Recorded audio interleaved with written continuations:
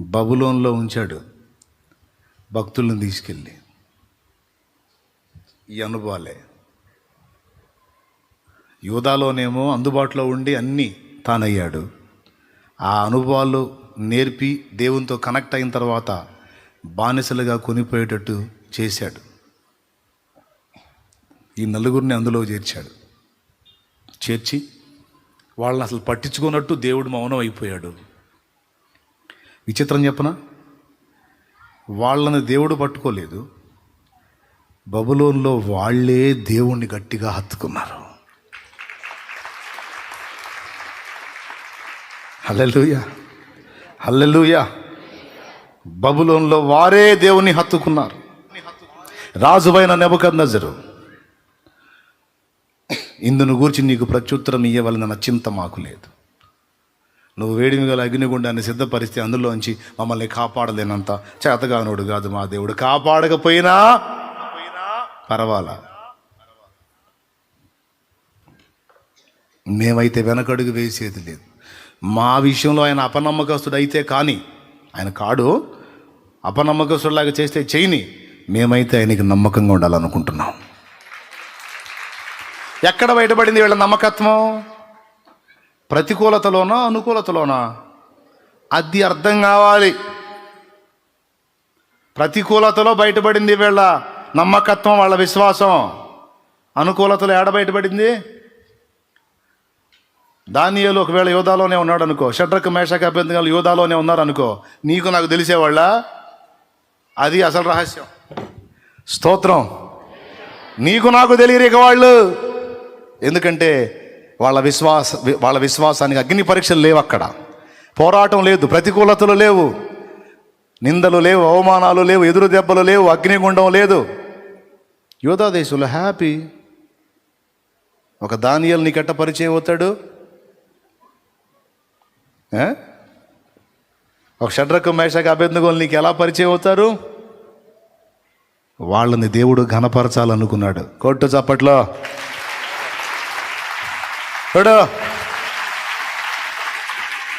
వాళ్ళని దేవుడు ఘనపరచాలనుకున్నాడు. రాబోతున్న తరాలలో అనేకులకు మాదిరిగా వాళ్ళని చేయాలనుకున్నాడు. కాబట్టి భక్తులను తీసుకెళ్ళి బబులోన్లో పెట్టాడు. స్టార్టింగ్ ఏమని మనం ఎత్తుకున్నాం? భక్తులకు బబులోను అవసరమా? భక్తులు బబులోనికి ఎందుకు? అది ఎందుకంటే ఎందుకు మీరే ఆలోచించుకోండి. ఈ నలుగురు అక్కడికి వెళ్ళకపోతే మనకు తెలిసేవారా? వాళ్ళ నుండి పాఠాలు ఏమన్నా మనం పొందేవాళ్ళమా? వాళ్ళు మనకు తెలియాలంటే యోధాలో ఉంటే తెలియరు. సో వాళ్ళని ఎందుకు తెలిసి బానిసలుగా ఇబ్బందులకు, నిందలకు, అవమానాలకు, అగ్నికి అప్పచెప్పాడు? శ్రమలకి. వాళ్ళని ఆయన ఘనపరచాలనుకున్నాడు. వారి విశ్వాసాన్ని, వారి నమ్మకత్వాన్ని, వారి క్రమాన్ని. ఎంత ప్రేమ దేవుడంటే! రాజా, నువ్వు సింహాల బోన్లో వేస్తే సావనైనా సస్తా, నా దేవునితో మాట్లాడటం మానుకో అనే మాట నువ్వు అంటే నేను ఊరుకోను. నా దేవునితో మాట్లాడకుండా ఒక పూట గడపటం కంటే చావేనయం. క్షణమైన నీ నామం మరువకుంటిని, మరణమైన మధురముగా ఎంచుకుంటిని. తండ్రి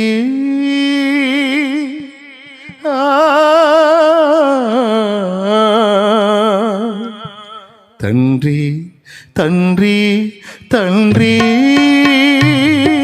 క్షణమైన నీ నామం మరువకుంటిని, మరణమైన మధురముగా ఎంచుకుంటిని. క్షణమైన నీ నామం మరువకుంటిని, మరణమైన మధురముగా ఎంచుకుంటిని. తండ్రి ఉన్నావని బ్రతుకుచుంటిని, తండ్రి నీ ఉన్నావని బ్రతుకుచుంటిని.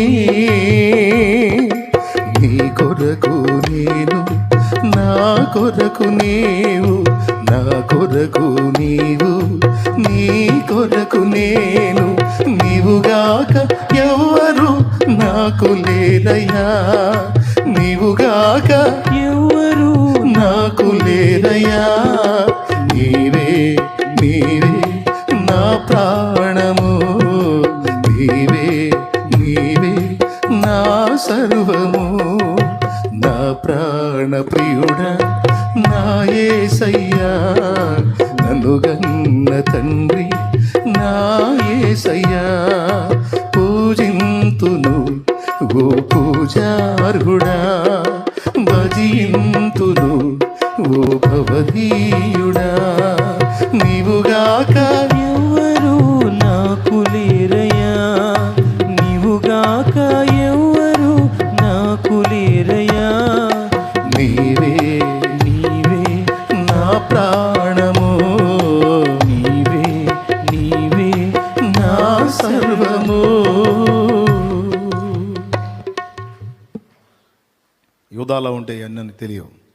ఇశ్రాయేల్ దేశంలో యూదా దేశంలో ఉంటే అన్నీ తెలుస్తాయి మనకి. అవి ఏం రావుగా. అగ్నిగుండం వచ్చేదా వాళ్ళకి? సింహాల బోనం వచ్చేదా? స్వప్నము దాని భావం మొత్తం మీరే చెప్పాలనే పరిస్థితి వచ్చేదా? వాటిలోనికి నెట్టి అక్కడ వాళ్ళేందో జనానికి చూపి తన దాసులను ఘనపరచని ఇష్టపడినందుననే ఆనాటి భక్తులను అలాగా అనుమతించినట్టు ఈరోజు నిన్ను నన్ను ప్రతికూలతల్లోనికి నెడుతున్నాడు కొన్నిసార్లు. స్తోత్రం, హల్లెలూయా. ఎన్నైనాయి? ఘనపరచని ఇష్టపడినందున నెట్టుతున్నాడు. ఆఖరి మాట, ఆఖరి మాట. మనల్ని అలా నెట్టివేసి ఆయన కొరకు మనకు ఎంత ఆకలి ఉందో పరీక్షించుకుంటాడు. ఎంతవరకు వెంటబడతాం, ఎంతవరకు ఆయన వెంటబడతాం, ఎంతవరకు ఆయన కోసం పరితపిస్తాం, ఎంతవరకు ఆయన కోసం ఆరాటపడతాం. సైలెంట్గా అబ్జర్వ్ చేస్తుంటాడు. తన భక్తుల్లో ఇదంతా వెతుక్కుంటాడండి దేవుడు. హల్లెలూయా. జాతి లక్షణాన్ని రుజువు చేయటానికి, తల్లి వలె తండ్రి వలె మనల్ని పెద్దలుగా చేయటానికి. మూడోది, మనలో ఉన్నటువంటి పోరాట పటిమను చూడటానికి, మన విశ్వాసాన్ని వ్యక్తపరిచే అవకాశాన్ని మనకి ఇవ్వడానికి, బహుమతి మనకు అందజేయడానికి, ఘనపరచడానికి. రెండవది, ఆయన కొరకు మన హృదయంలో ఎంత ఆరాటం ఉందో, ఆసక్తి ఉందో, మమత ఉందో, ప్రేమ ఉందో తెలుసుకోవటానికి. ఇప్పుడు దానియేలు చూసి ఎంత మురిసిపోయి ఉంటాడండి దేవుడు. లాస్ట్ మాట, ఎంత ఆనందపడి ఉంటాడు. షడ్రకు మేషకు అబేద్నెగోలను బట్టి ఎంత మురిసిపోయి ఉంటాడు.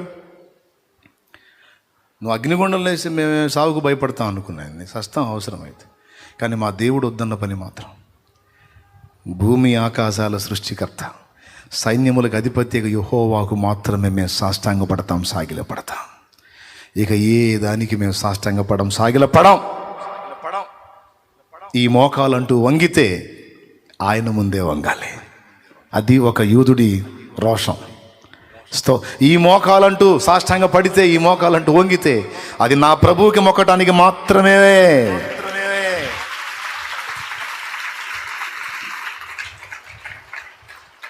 ఈ పెదవి ముద్దాడాలంటే నా ప్రభువునే.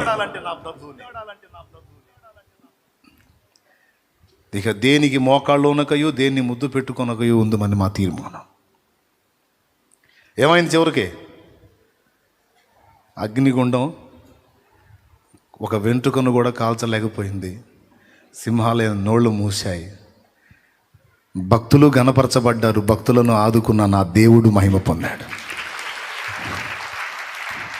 దానియేలు దేవుడే నిజమైన దేవుడు. షడ్రకు మేషకు అబేద్నెగోల దేవుడే పూజార్హుడు. లే, మోకాళ్ళ మీదకి లే. ఎందుకు దేవా నాకు ఈ పరిస్థితి, ఎందుకు నాకు ఈ ప్రతికూలత అని అడిగే ప్రతి ఒక్కరికి 6 సమాధానాలు. భక్తులకు బబులోను ఎందుకు, బబులోను చెరెందుకు? బబులోను 2 అనుభవాలు చూపిస్తుంది. 1 శ్రమ, 2 లోకం. ఎందుకు దేవుడు అనుమతిస్తాడు అందులోనికి మనల్ని? శ్రమ అనుభవానికి ఎందుకు అనుమతిస్తాడు? లోకాశల మధ్యలోనికి ఎందుకు నెట్టతాడు? నువ్వు నిప్పుగా నిగ్గు తేలి బయటికి రావాలి. అందుకు నువ్వే సాధించాలి, నువ్వే సాధించాలి. రేపు నీకు సంతోషంతో కిరీటం పెట్టాలి, బహుమానం ఇవ్వాలి. అందుకే ఒంటరిగా చేసి నెడతాడు. ఈదుకొని రా, ఈత నేర్పుతాడు నా దేవుడు నీకు. ఎగరడం నేర్పడానికి, నేర్పుతానికి నేను వదిలేశాడు అనుకున్నావు. పూర్తిగా వదిలేలా, వదలడు కూడా. ఎన్నటెన్నటికీ నిన్ను వదలడు. నేర్పుకుంటున్నాడు.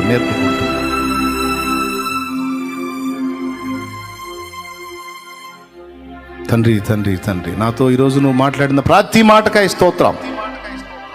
సూటిగా, తేటగా, స్పష్టంగా నాతో నువ్వు మాట్లాడావు. కృతజ్ఞతలు, వందనాలు, స్తోత్రాలు తండ్రి, స్తోత్రాలు. ఎందుకు నాకు ఈ పరిస్థితి? ఎందుకు నాకు? నేను ఎందుకు ఇలా అయిపోతున్నాను? బలహీనతలో కూర్చున్నావా? పాపంలో కూర్చున్నావా? లోపంలో కూర్చున్నావా? పొరపాటులో కూర్చున్నావా? నీ ఆత్మ మూలుగుతుందా? నీ హృదయం గాయమవుతుందా? నీ హృదయం దుఃఖపడుతుందా? నీ కళ్ళల్లో కన్నీళ్లున్నాయా? అట్లయితే నువ్వు దైవ జాతికి చెందిన వ్యక్తివే. నీ మూలుగులను బట్టి, నీ ఆవేదనను బట్టి, నీ దుఃఖాన్ని బట్టి నువ్వు దేవునికి సంబంధించిన వ్యక్తివే. ఈ పరిస్థితిని నాకు ఎందుకు అనుమతించావు? నా చుట్టూ ఈ క్లైమేట్ ఎందుకు ఉంచావు ప్రభా? నువ్వు ఏదో తేల్చుకోవడానికమ్మా. పాపం ఇష్టం లేదు కదా నీకు? గాయమవుతుంది కదా, దుఃఖమవుతుంది కదా, ఏడుపు వస్తుంది కదా. రా, బయటికి రా. మరి నన్ను నువ్వే లాగు ప్రభా. జస్ట్ నీకు వాక్ సపోర్ట్ చేస్తా. నువ్వే రావాలి బయటికి. నువ్వే నడుం కట్టాలి, నువ్వే జూలు విధిల్చాలి, నువ్వే యుద్ధం ప్రకటించాలి పాపం మీద. నువ్వే యుద్ధం ప్రకటించాలి లోకాశల మీద. నువ్వే యుద్ధం ప్రకటించాలి నేత్రాశ మీద, శరీరాశ మీద, జీవపు డంబం మీద, భోగేచ్ఛల మీద, సుఖానుభవం మీద, పాపేచ్ఛల మీద, కామేచ్ఛల మీద నువ్వే యుద్ధం ప్రకటించాలి. దురాశల మీద, శరీర క్రియల మీద నువ్వే యుద్ధం ప్రకటించాలి. పోరాడాలి, ఎదిరించాలి.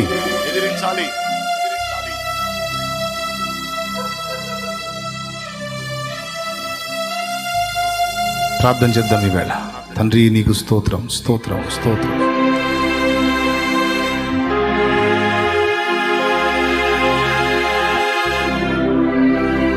శ్రమలు, సమస్యలు, బాధలు, ఇరుకులు, ఇబ్బందులు, అప్పులు, నిందలు, అవమానాలు, కలతలు, కష్టాలు, కన్నీళ్లు, వ్యాధులు, రోగాలు ఎందుకు ప్రభువా? ఎందుకు?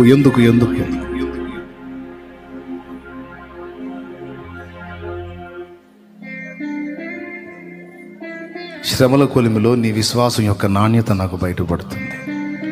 అందరికి అది వ్యక్తమవుతుంది. అందుకే అనుమతించాను. నిందల పాలై నిత్య నిబంధన నీతో చేసిన దానియేలుకు. పాపం ఎంతో నమ్మకంగా జీవించే వ్యక్తి, కానీ నిత్యము నిందించబడతాడు, వెతకబడతాడు, ఆరోపించబడతాడు. ఎన్నో నేరారోపణలు. పాపం ఏమీ ఎరగకపోయినా అన్యాయంగా నింద. నా దేవుడు అన్యాయస్తుడు కాడు. నిందలను అనుమతించిన దేవుడే, నిందించే వారికి అప్పజెప్పిన దేవుడే. ఒక్కసారి ఒక కార్యంతో ఆ నిందలన్నిటినీ పూదండగా మార్చాడు నా దేవుడు.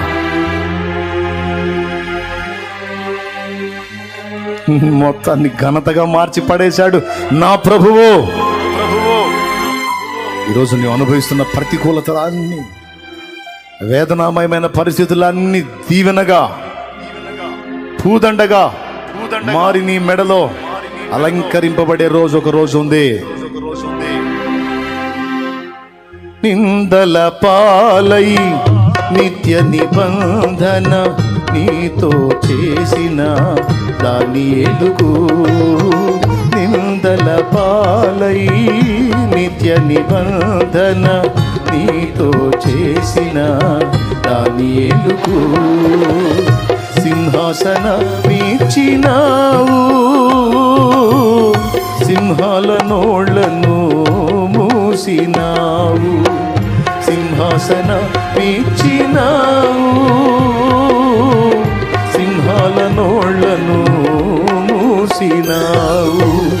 సర్వోన్నతుడా నీవే నాకు ఆశ్రయ దుర్గము. సర్వోన్నతుడా నీవే నాకు ఆశ్రయ దుర్గము. ఎవరు లేరు నాకు ఇలలు, ఎవరు లేరు నాకు ఇలలు. ఆదరణ నీవేగా, ఆనందం నీవేగా, ఆదరణ నీవేగా, ఆనందం నీవేగా. సర్వోన్నతుడా నీవే నాకు ఆశ్రయ దుర్గము. Praise the Lord. శ్రమల అగ్నిలో కాలి బూడిదవైపోకు. నిజమైన బంగారము వలె నిగ్గుతేలు. దేవుడు నిన్ను విడిచిపెట్టాడు. కావాలని కొన్ని పరీక్షలకు అనుమతించాడు తప్ప అది నిన్ను పూర్తిగా ఎడబాసినట్టు కాదు, వదిలేసినట్టు కాదు. నీ పైన, నీ ప్రక్కన, నీ క్రింద, నీ ఎదురు, నీ వెనక అన్ని చోట్ల ఆయన నిన్ను ఆవరించి ఉన్నాడు. ఆయన నిన్ను ఆవరించి ఉన్నాడు, ఆవరించి ఉన్నాడు. ఆయన ఆయన ఆవరించి ఉన్నాడు.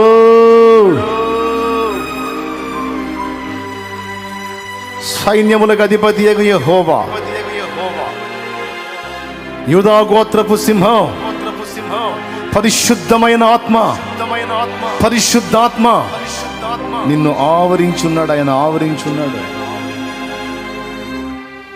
ఒంటరిని అన్న అనుభూతిని కలిగిస్తున్నాడు, కానీ అసలు ఎప్పుడు నిన్ను ఒంటరిగా వదలలేదు ఆయన. ప్రార్థించు, కృతజ్ఞతలు చెల్లించు, ధైర్యం తెచ్చుకో. విశ్వాస పరీక్షలో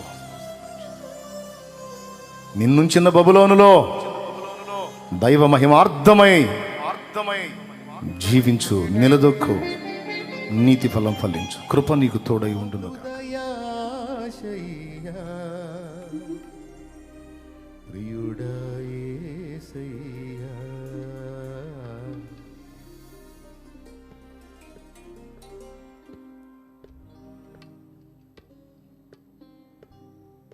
నాలో నీవు, నీలో నేను, నాలో నీవు, నీలో నేను ఉండాలని, నీ అందే పరవశించాలని. నాలో నీవు, నీలో నేను ఉండాలని, నీ అందే పరవశించాలని. నా హృదయాశయ్యా ప్రియుడా యేసయ్యా, నా హృదయాశయ్యా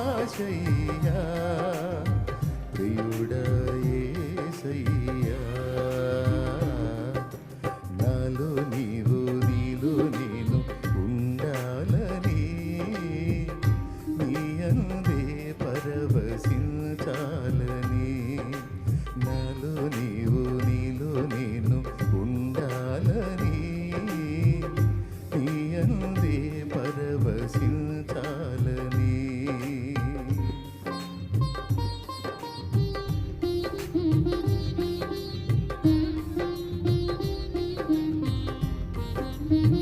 శబాష్, అది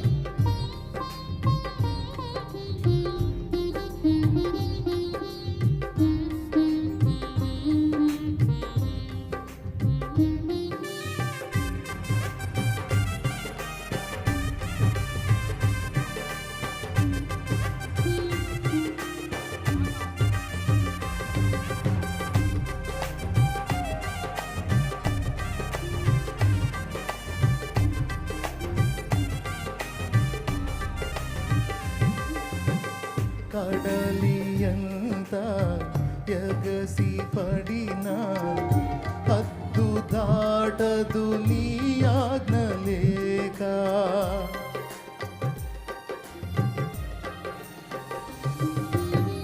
కడలి ఎంత ఎగసి పడినా హద్దు దాటదు నీ ఆజ్ఞ లేక. కలతలన్నీ సమసిపోయే కన్న తండ్రి నిన్ను చేరినాక. కరుణా తరంగము తాకేను హృదయము కనురెప్ప పాటులో మారేను జీవితం. కరుణా తరంగము తాకేను హృదయము కనురెప్ప పాటులో మారేను జీవితం. నాలో నీవు నీలో నేను, నాలో నీవు నీలో నేను ఉండాలని నీ అందే పరవశించాలని. నాలో నీవు నీలో నేను ఉండాలని నీ అందే పరవశించాలని.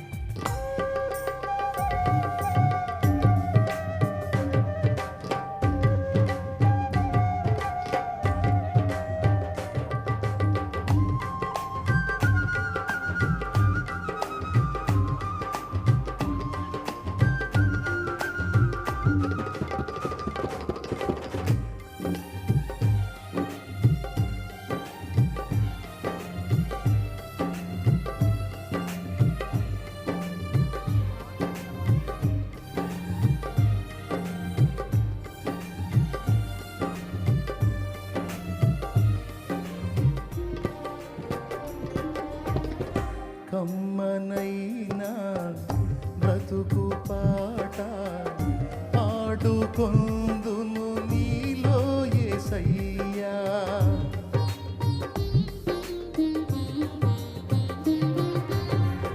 కమ్మనైనా బ్రతుకు పాట పాడుకొందును నీలో యేసయ్యా. కంటి పాప నిండు వెలుగు నీవే కదయ్యా. కమనీయమైనది నీ దివ్య రూపము కలనైన మరువను నీ నామ ధ్యానము.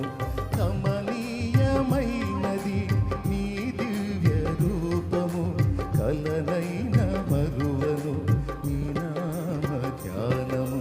నాలో నీవు నీలో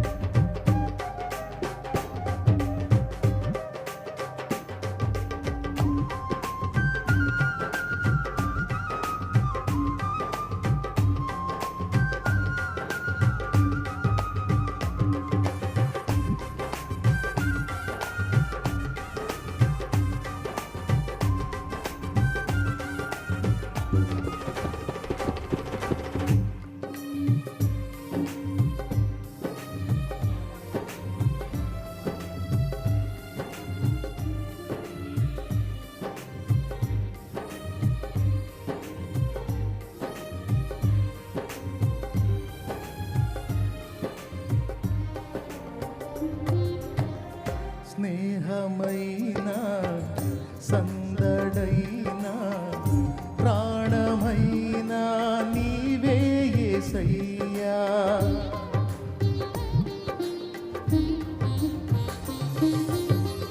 స్నేహమైన సందడైన ప్రాణమైన నీవే యేసయ్యా. సన్నిధైన సౌఖ్యమైన నాకు ఉన్నది నీవే కదయ్యా. నీలోనే నా బలం, నీలోనే నా ఫలం, నీలోనే నా వరం, నీదే నా జయం. నీలోనే నా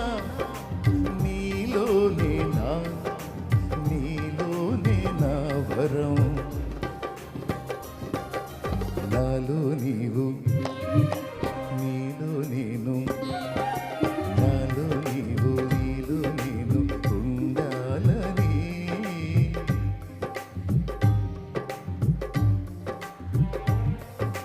నాలో నీవు, నీలో నేను ఉండాలని, నీ అందే పరవశించాలని.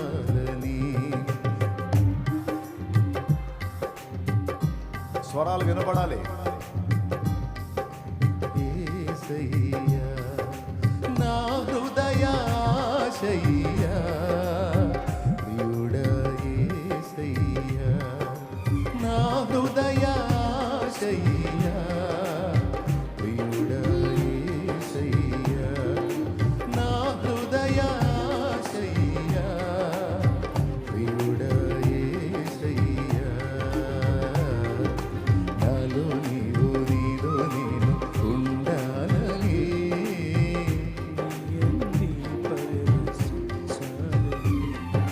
నాలో నీవు, నీలో నేను ఉండాలని. పరమ